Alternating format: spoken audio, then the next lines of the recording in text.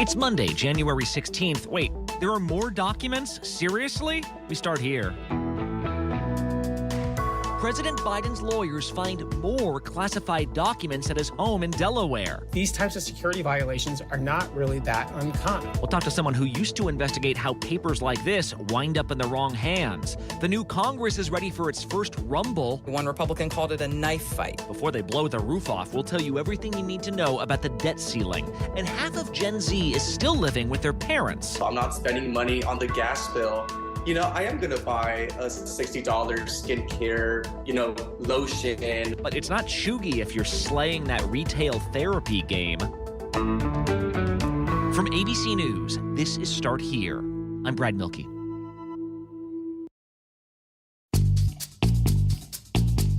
When classified documents were found at the former offices of Joe Biden, the first response of lawmakers basically depended on what party they belonged to. Classified information just out there in the open. For Republicans, this was a moment of vindication. Like, aha, you see all this noise about President Trump holding on to secret documents? The current president did it too. This is Republican hypocrisy at its finest. To which Democrats said, what, are you kidding me? That's a horrible comparison. It's an unfortunate accident, but everything here is being handled by the book. Well, then we found out that in December, more documents were found, this time at President Biden's house. Again, same conversation, except this time, the Department of Justice announced it was getting involved. The extraordinary circumstances here require the appointment of a special counsel for this matter. By now, of course, there are several people, including Biden's personal lawyers, actively searching his property to find out, are there any more out there? Well, this weekend, the chief lawyer at the White House says he got a call informing him that, yes, there were 5 more classified documents sitting at the Biden home in Wilmington, Delaware. And while Democrats have been willing to give Biden the benefit of the doubt, this is the one thing that politicians absolutely hate. Information dripping out. Every time you try to defend the guy, something else happens. Which is why this weekend, a couple Democrats came out and said, even though they still think everything's been done by the book, they support this investigation into the president and his documents. Let's bring in someone who knows all about classified documents to kind of break this down with us. John Cohen was the acting undersecretary for intelligence and analysis at the Department of Homeland Security. He also worked at the Office of the Director of National Intelligence. He's now an ABC News contributor. So, John, I should point out you were acting undersecretary under President Biden. You resigned last spring when Biden's full-time pick was about to be confirmed. But you know the space very well then, right? So can I just ask you, how do documents like this just keep popping up everywhere? Like, what is going on? Well, actually, what's important to remember is that, and look, I'm saying this to somebody who has held a security clearance off and on for over 40 years. I worked in the Clinton administration, the Bush administration, the Obama administration, and as you pointed out, the Biden administration. And I had security clearances. I had broad access to classified information. In fact, during some of that time, I also was in charge of offices that conducted security investigations or worked to safeguard classified information. And unless you are working in an organization like the CIA or another intelligence community organization where all you're working with is classified information, these types of security violations are not really that uncommon. When you are working with large quantities of documents and you are commingling classified reports with unclassified documents, it is not uncommon for there to be situations where inadvertently people will mix them together and walk out of a SCIF or secured facility with a document they shouldn't have. And when that happens, there is a very well-established process known as a security investigation. And what the security investigation will look at real quickly is how sensitive were the documents? Were they clearly marked? How were they mishandled? Meaning, was it an accident? Was it inadvertent? Or was it intentional? If it was intentional, the investigation will then try to determine, was that intentional mishandling for nefarious purposes? We've had situations where people removed classified information because they were writing a book. In other cases, people remove classified information because they intend to give it to a foreign adversary. The latter, obviously, being much more serious. So all of that is pretty customary when looking at a security violation or an instance where there's been mishandling of classified information. Well, customary seems like the weird word, though, here, John. Like, 'cause you mentioned SCIFs, which are these like secure locations. So Are those documents always supposed to be viewed in those secure locations, or is it allowable for a public official to take those home, maybe to an unsecured house or a garage or whatever, and look them over there? Like, what are the protocols with the classified stuff specifically? Yeah, I mean, the short answer is it depends. There are various grades of classified information, some of it requiring much more stringent handling processes. And there's other classified information where you can lock it up in a desk. It is not uncommon for individuals with classified information, if they have the right storage in their homes, to be able to take classified information at home. Some people actually have SCIFs built into their homes if they have appropriate permission. So what we don't know from some of the breathless reporting that we've heard thus far is what were these documents that were discovered, in the garage, in the Biden residence, and in the office? Were they confidential, which really, from a national security perspective, really wouldn't be that significant? Most of the security, enforcement or the protocols that have to do with protecting and safeguarding that material is on the honor system, meaning typically the only way that the security officer would know that someone walked out of the office with a top secret or a secret document is because the person who did it reported it. Oh, there's no sign out system of, hey, Mr. President, Mr. Vice President, you have this in your office. You need to sign this out while you take it home. Like that doesn't exist, really. There is a very small subset of classified information that there is a sign in and sign out process. But for the overwhelming majority of, confidential, secret, top secret information, there is not that type of tracking system. So, typically a security... Is that a problem? Wait, is that a problem, John, from your perspective as somebody who's led these investigations? Like, does that need to be revamped, or are we cool with that? I think it's a huge problem, and this is why we tend to have so many issues. But think of it this way. There are literally thousands, if not hundreds of thousands of people across the federal government and outside of the federal government with security clearances. The government over the last 5, 6, 7 years has made strides in identifying behavior that could be suspicious on these government systems. So, for example, if you are working at an intelligence organization and your job is to analyze intelligence on Russia, but the computer system flags you because you're downloading and printing a lot of intelligence on terrorist organizations, that may result in some type of review. But this idea that every classified paper document is being tracked that's just not how the system works. And again, think of it this way. I don't know what your desk is like, but mine's pretty messy. Yeah. And when I was working in some of my offices, I would have stacks of paper that were unclassified, stacks of paper that were classified. And I literally had a staff person who every day looked to see what was going into my briefcase to make sure that I didn't accidentally miss a classified piece of information and accidentally... I was about to say, who touches these documents is also a thing, right? Because I imagine President Biden's not the one moving his cardboard boxes around when he leaves his job as VP. No, and that's going to be a huge part of this security review is who actually packed those boxes. Were there cover sheets on this information? I've heard some reports that said that these were individual pages. Well, were those pages marked? Did they say top secret or classified on top of it? Were they portion marked, meaning were there little marks in front of each paragraph that said they were classified? We know that the documents in Mar-a-Lago had those cover sheets, right? Those brightly covered cover sheets with big letters stamped on it that said top secret, sensitive compartmented intelligence. But we have not heard yet whether cover sheets were on the material found in the Biden home. So, there's a lot to learn still.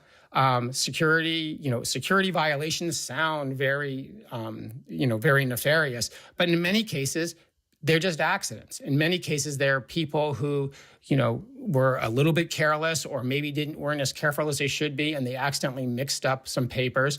They got packed in a box and they got stored away. And that'll be another thing that'll be looked at.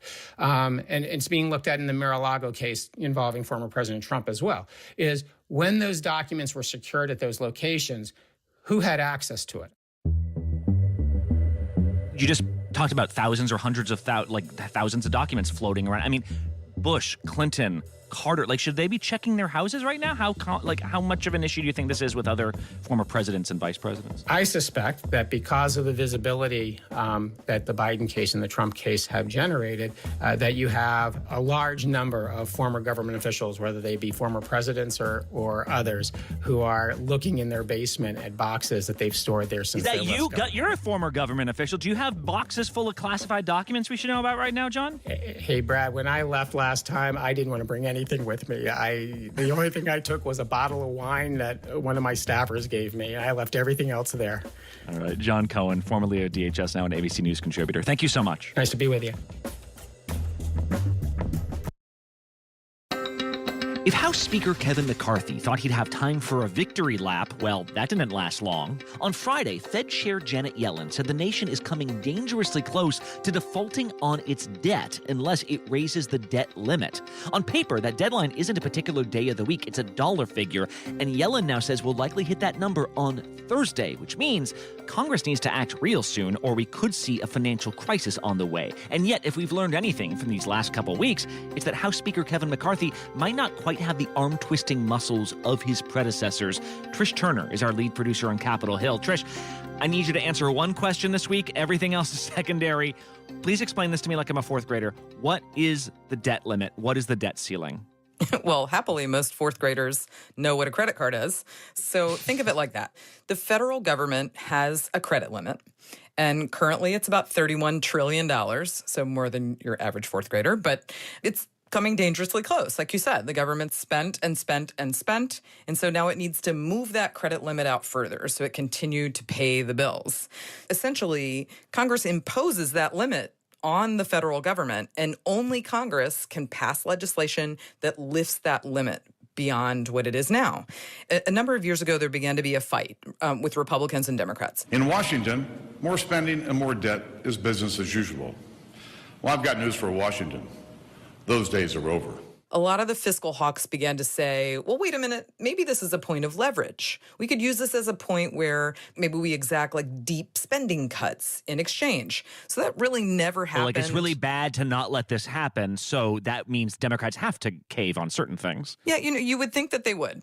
But here's what happens. So Democrats stiffened their spine and said, look, we shouldn't be playing political football with this. In the past, raising the debt ceiling was routine. Since the 1950s, Congress has always passed it, and every president has signed it. We can negotiate in the regular spending process these cuts you want, what else we might want, but this is different. We would risk sparking a deep economic crisis. This one caused almost entirely by Washington. This is the amount of money we've already spent. We need to lift the limit to pay our bills. And so this isn't where we're going to be doing any negotiating. So it worked. We collided right up against a major crisis in 2011. It roiled the stock markets. The nation's AAA credit rating was downgraded. Ironically, it was then Vice President Biden that stepped in with Mitch McConnell. They found a compromise, and they were able to lift the debt limit. But heading into this current political climate, Republicans under House Speaker Kevin McCarthy, they are itching for a fight. Because this is the nation's credit card. And frankly, it's not us, but next generations that are going to have to pay this. Debt is not something that's just innocuous. In fact, on Sunday, one Republican called it a knife fight. They see this as a must-do. They have to deeply cut spending or they're not giving in. The standard of living for America has gotten worse over the last 2 years, and part of it's this reckless spending. So, Brad, I think I've been through this a number of times. I've never felt a more perilous atmosphere because so much is at risk, if we breach the debt limit. And it feels different in this moment, Trish, because what? Because there's like a 9-seat difference, and so if like 5 Republicans change their minds about anything, it goes away. Is that what makes this moment so fraught? Yeah, that's right. So we saw the knife fight, to borrow a phrase, that Kevin McCarthy went through just to get the gavel, just to be the Speaker of the House. And conservatives, far-right conservatives, fiscal hawks, they held him to an agreement. He signed an agreement that basically said, look, I'm in for deep spending cuts before we lift the debt limit. Oh, wow. And one thing I should say, Brad, Back to the debt ceiling, just to explain it a little bit further. So yes, Thursday is the day that we breached the debt ceiling, that $31 trillion. But Treasury has kind of some ability. It's called extraordinary measures. You'll hear that term a lot over the next few months. Congress isn't going to do this right away. Congress isn't going to do that this week. But they have months before we actually reach what's called the X date. And you'll hear that term a lot. Probably more than we want to hear. The X date is catastrophe. That's when literally the Treasury Department is out of all of its extraordinary measures. It's exhausted every single thing it can do. We are defaulting on our debt. And that means the stock market plunges, military salaries go unfunded, Social Security payments aren't made, Medicare benefits aren't, sent, tax refunds. There's so much. A recession is all but certain. I mean, and we're not talking about just the U.S. then, right? This is going to spiral out into global markets. It means catastrophe. Speaker McCarthy is already trying to reach out to this White House to say, I want to negotiate with President Biden. I'm ready to negotiate. Now, the White House is taking that line that Democrats have up to this time taken. And President Biden, through his spokeswoman, said just last week, nope, we're not negotiating. There's been a bipartisan cooperation when it comes to lifting the debt ceiling, and that's how it should be. That's how it should continue. It's not and should not be a political football. And so it is any man's guess as to where this ends. Yeah, and I think it's important to highlight what you said there. So Janet Yellen says money essentially runs out Thursday, but then you will see haggling negotiations over the coming weeks, maybe even months, as you get closer to that 0 hour, that X date, as you said. Trish Turner, thanks so much. Thanks, Brad.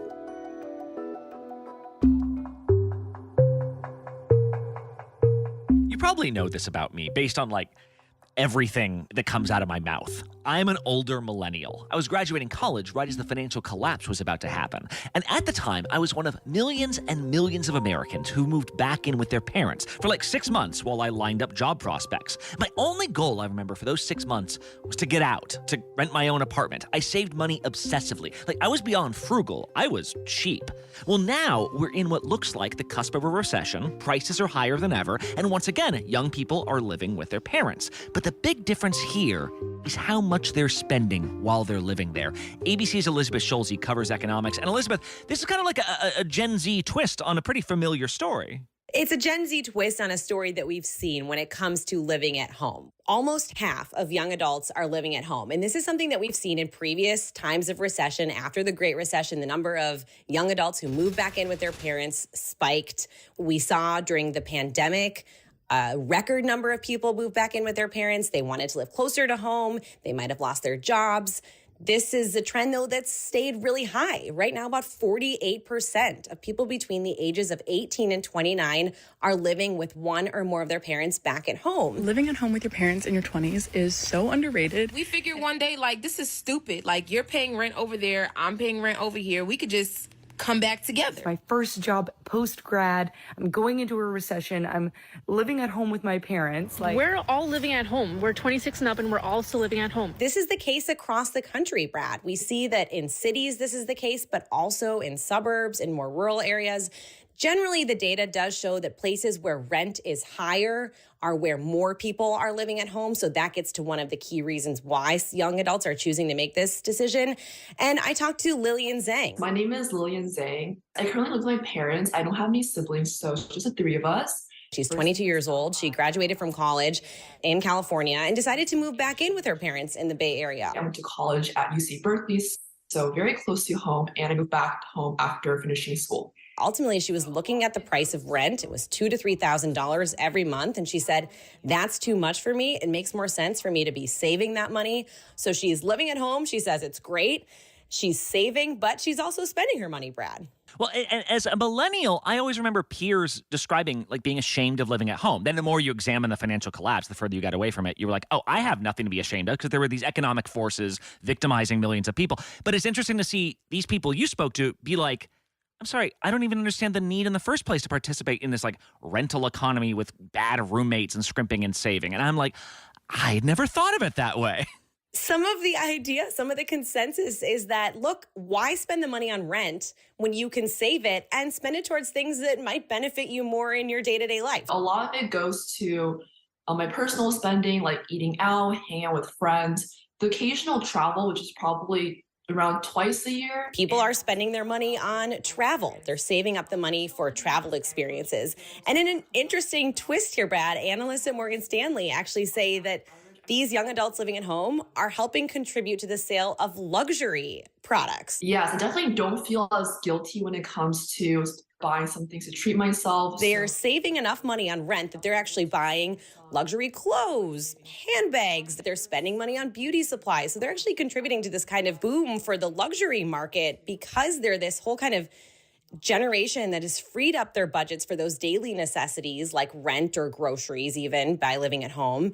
And they're able to help fuel these sales of other goods. And is that because, like, 'cause I can imagine somebody being judgmental of that, being like, hey, you're living in your parents' basement. Why are you spending $400, $500 on a handbag or something like that? And yet is more of a philosophy shift, a mentality shift, being like, I'm going to live, like I'm going to do the thing I want to do. And I don't place the same sort of value on these like boomer ideals that you guys all seemed to adhere to for half a century.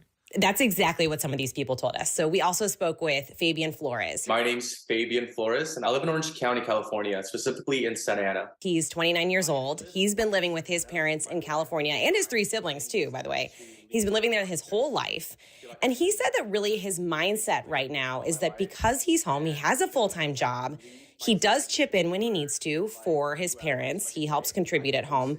But he doesn't feel bad splurging. I am not looking at the price tags. I'm just, if it looks good, if I look good in it, I'm just going to buy it. He says it's important to him to spend on what he calls retail therapy. So that could look like an expensive facial. It could look like a new outfit. And really kind of said he doesn't even look at the price tag. If I'm not spending money on a water bill, I'm not spending money on the gas bill, you know, I am going to buy a $60 skincare, lotion or whatever it is. He doesn't feel bad about kind of investing in himself. And this does seem to be a little bit of a mindset shift. And it is a little bit polarizing. It's a vibe shift, Elizabeth? The vibe shift is finally here? It's a vibe shift. Let's go there. The vibe shift's there.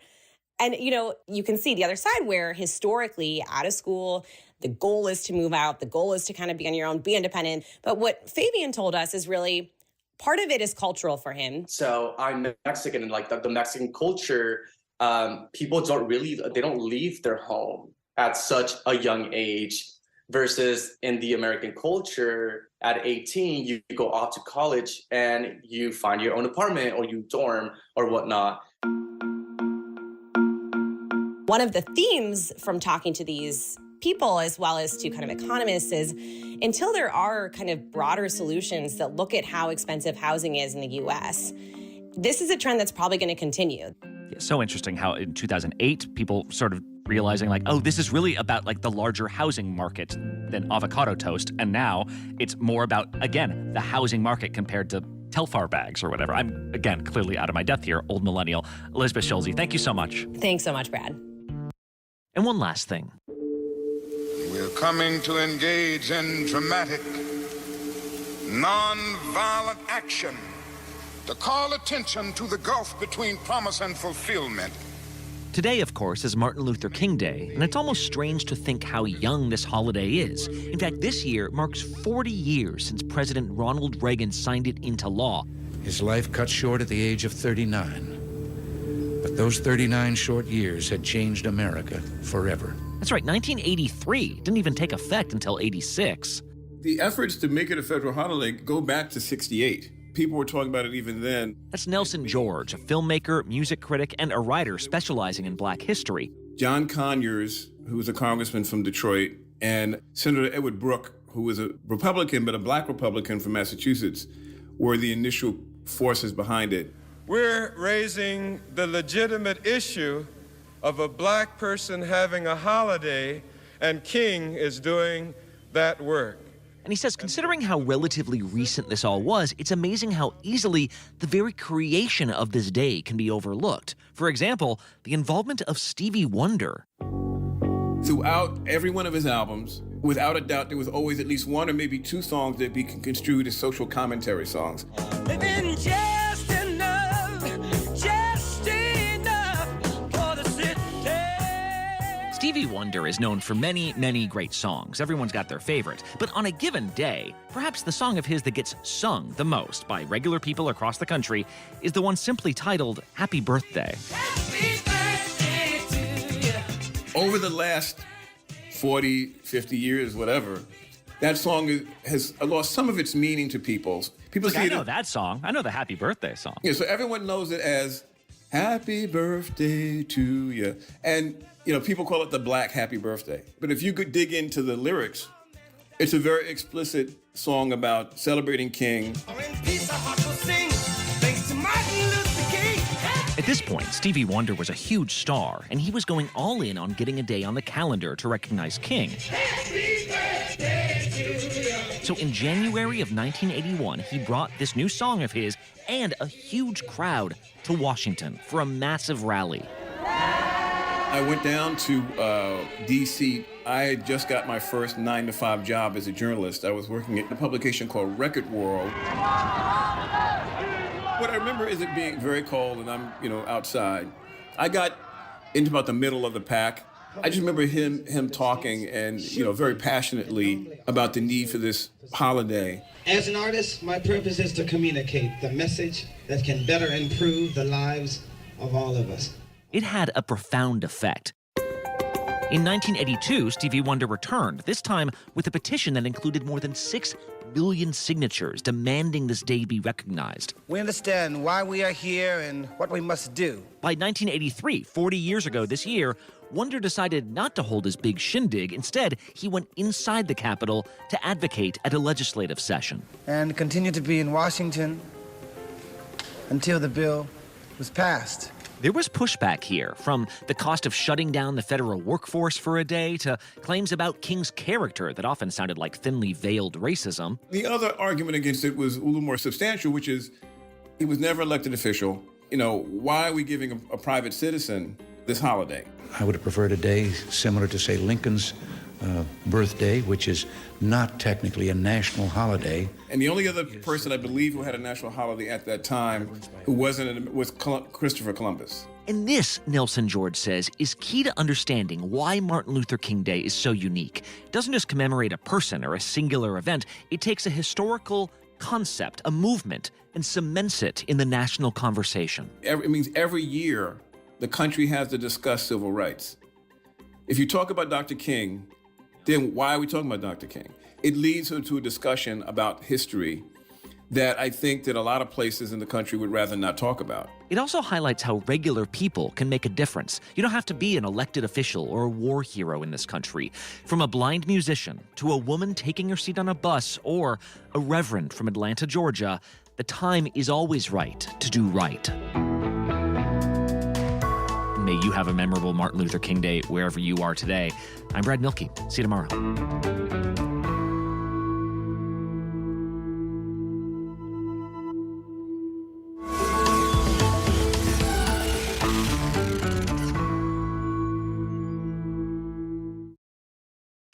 With so much at stake, so much on the line, more